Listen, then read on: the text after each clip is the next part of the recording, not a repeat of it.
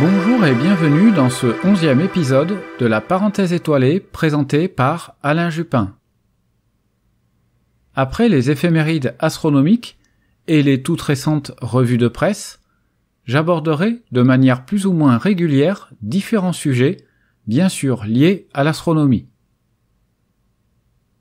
Aujourd'hui, on va s'intéresser à une notion particulièrement importante en astronomie, la magnitude, ou dans un langage plus béotien, l'intensité lumineuse ou brillance des étoiles et objets que l'on peut observer dans le ciel.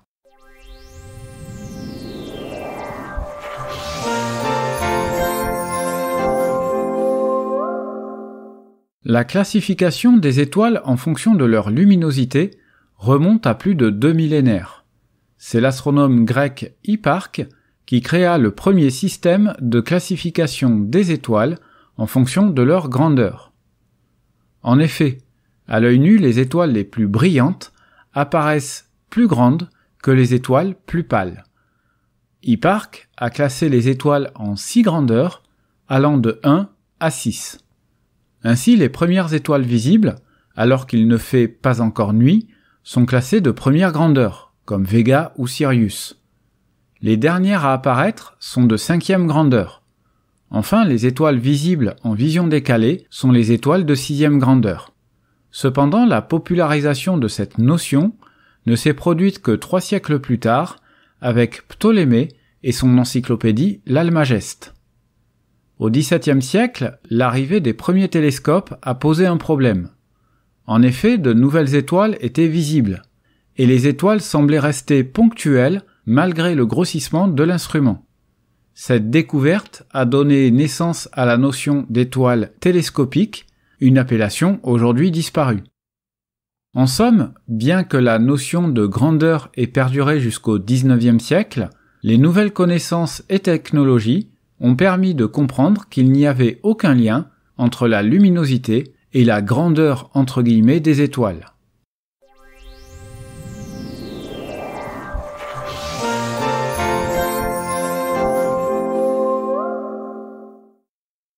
Au XIXe siècle, l'astronome britannique Norman Robert Pogson crée une échelle de luminosité des étoiles qui concilie la notion de grandeur avec une définition mathématique.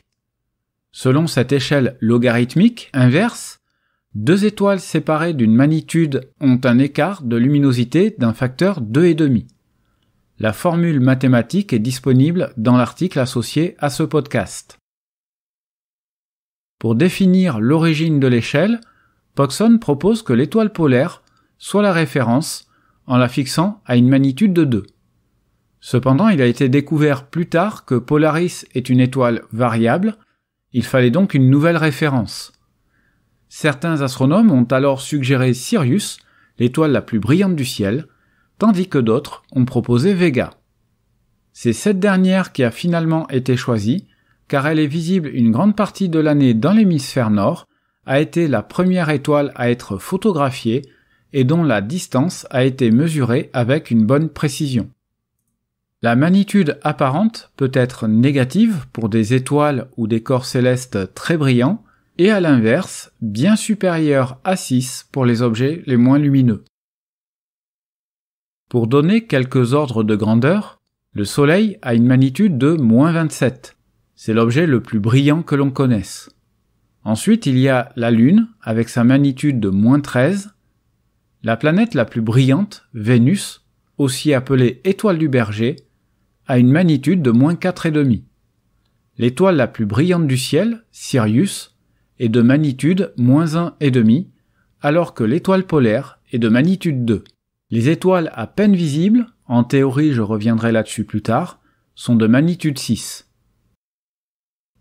En résumé, la magnitude apparente est une échelle de mesure logarithmique inverse, sans unité, de la luminosité des corps célestes. Elle est la plus largement utilisée dans les catalogues d'objets célestes. Cependant, pour être rigoureux, il convient de parler d'irradiance plutôt que de luminosité.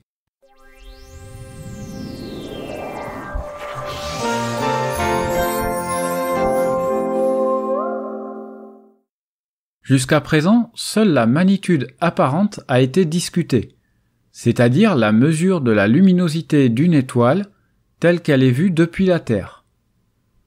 Cependant, cette mesure n'est pas le reflet précis de la luminosité intrinsèque de l'étoile et dépend de la distance et de l'extinction.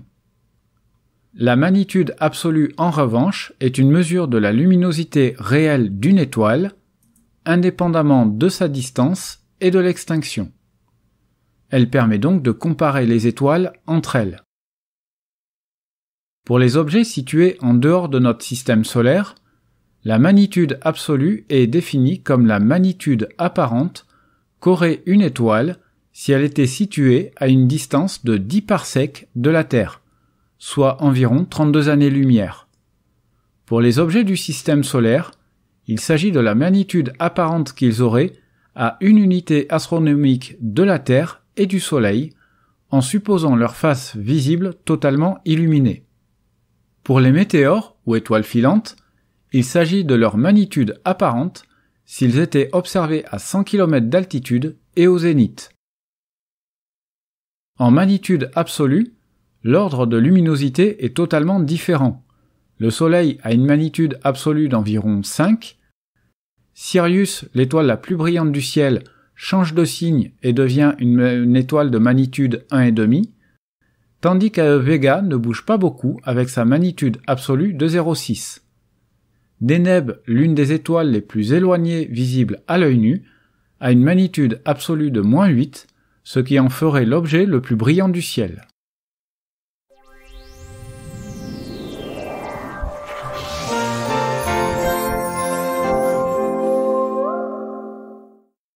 Passons maintenant à une autre mesure de la luminosité qui prend en compte la surface apparente de l'objet dans le ciel. Cette mesure est appelée magnitude ou brillance de surface et beaucoup plus rarement la magnitude globale.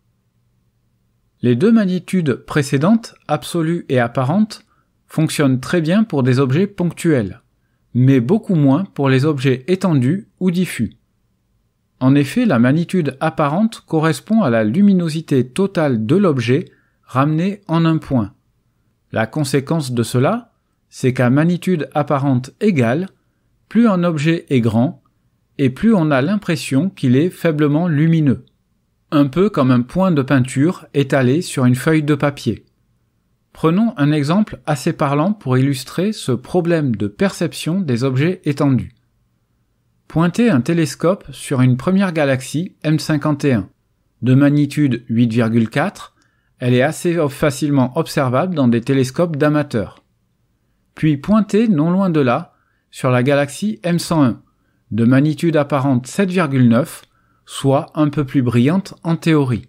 Dans les faits, vous vous apercevrez qu'elle est en réalité beaucoup moins lumineuse qu'M51. La galaxie M101 étant quasiment 3 fois plus étendue en surface qu'M51, en ramenant toute sa luminosité en un point, elle sera donc d'apparence plus brillante que sa voisine M51. C'est cependant une définition loin d'être parfaite, car la brillance d'un objet peut varier fortement à sa surface. Par exemple, le cœur des galaxies est bien plus brillant que les extensions. Et surtout, la magnitude de surface, dont la formule est disponible dans l'article, a une unité et s'exprime en magnitude par minute d'arc au carré. En effet, les tailles apparentes des objets dans le ciel sont exprimées en angles. On aurait pu dire magnitude par degré d'angle au carré.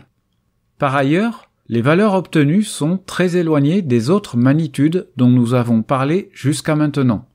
C'est un bon indicateur de comparaison des objets entre eux, mais absolument pas pour les comparer aux magnitudes apparentes. C'est un bon indicateur pour comparer les objets entre eux, mais absolument pas pour le comparer aux magnitudes apparentes.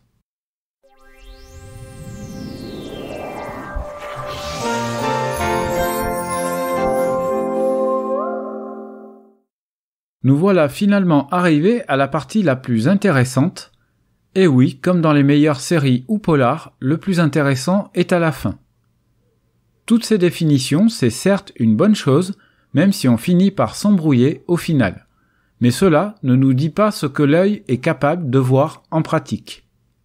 Parlons donc de la magnitude limite, c'est-à-dire la magnitude minimale théorique observable. Elle va dépendre de plein de facteurs comme votre acuité visuelle, de la qualité du ciel, transparence, pollution lumineuse, etc., et bien sûr de l'instrument utilisé. On a coutume de dire que la magnitude visuelle limite de l'œil nu est de 6. Alors oui, mais dans un ciel parfaitement noir, dénué de pollution lumineuse ou de lumière parasite, et avec une vue dénuée de tout défaut, après s'être accoutumé à l'obscurité. Même si certains astronomes ont affirmé avoir perçu à l'œil nu des étoiles de magnitude 7, cela reste des cas rares et surtout extrêmes. Plus généralement, la magnitude visuelle limite sera plus proche de 5 pour la plupart des observateurs entre 20 et 50 ans. En effet, avec l'âge, le diamètre maximal de la pupille diminue et la magnitude visuelle limite aussi. La formule de la magnitude limite en fonction du diamètre instrumental est donnée dans l'article associé à ce podcast. Pour des jumelles de 10 par 50, on peut espérer atteindre la magnitude 10.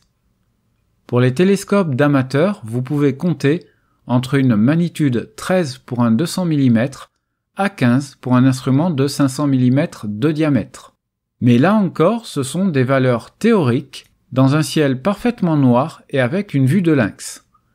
En pratique, vous pouvez soustraire 1 à 2 magnitudes en fonction de votre vue et surtout de la qualité du ciel. Attention, je parle là de magnitude apparente, c'est-à-dire pour des objets ponctuels comme les étoiles, pas pour des objets diffus comme les comètes, nébuleuses, galaxies, etc. Dans ce cas, la magnitude de surface associée à la magnitude apparente vont permettre de se donner une idée. Il n'y a cependant pas de formule magique, cela dépend essentiellement du type d'objet observé et de la manière dont est répartie la lumière à sa surface. Seule l'expérience sera votre meilleur ami.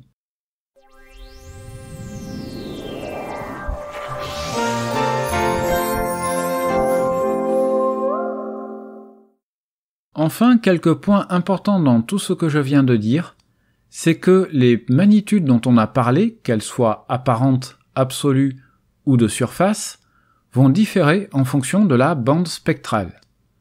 Ainsi, la magnitude visuelle n'est valable que pour le domaine du visible, c'est-à-dire avec une réponse spectrale similaire à l'œil. La magnitude photographique, c'est la magnitude obtenue via des moyens photographiques, historiquement des plaques photographiques, capteurs numériques de nos jours. Du fait de la sensibilité différente de l'œil, notamment dans le bleu, la magnitude obtenue sera différente.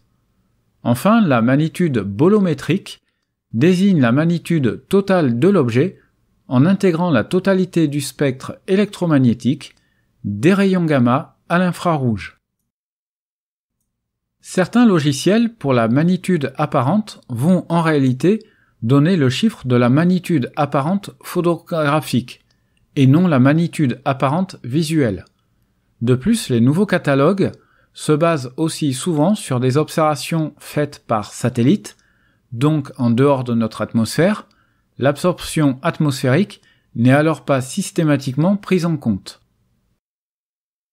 Il y a encore bien d'autres définitions de magnitude, souvent utilisées dans des domaines spécifiques de l'astronomie professionnelle, mais on va s'arrêter là pour nos besoins d'amateurs.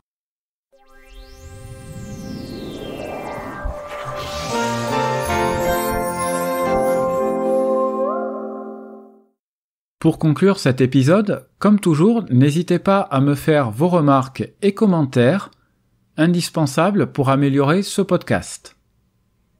Comme toujours, vous pouvez l'écouter sur Spotify, Deezer, Google et Apple Podcasts et enfin sur YouTube. En vous rendant sur mon site internet www.la-étoilé.fr, vous trouverez l'article complet avec notamment les différents liens, les formules mathématiques et les sources ayant permis de concocter cet épisode.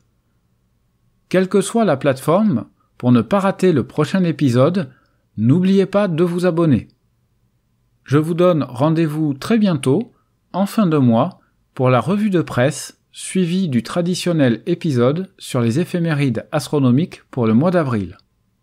Merci d'avoir écouté cet épisode, certes un peu plus technique que d'habitude, et surtout, n'oubliez pas de lever les yeux au ciel.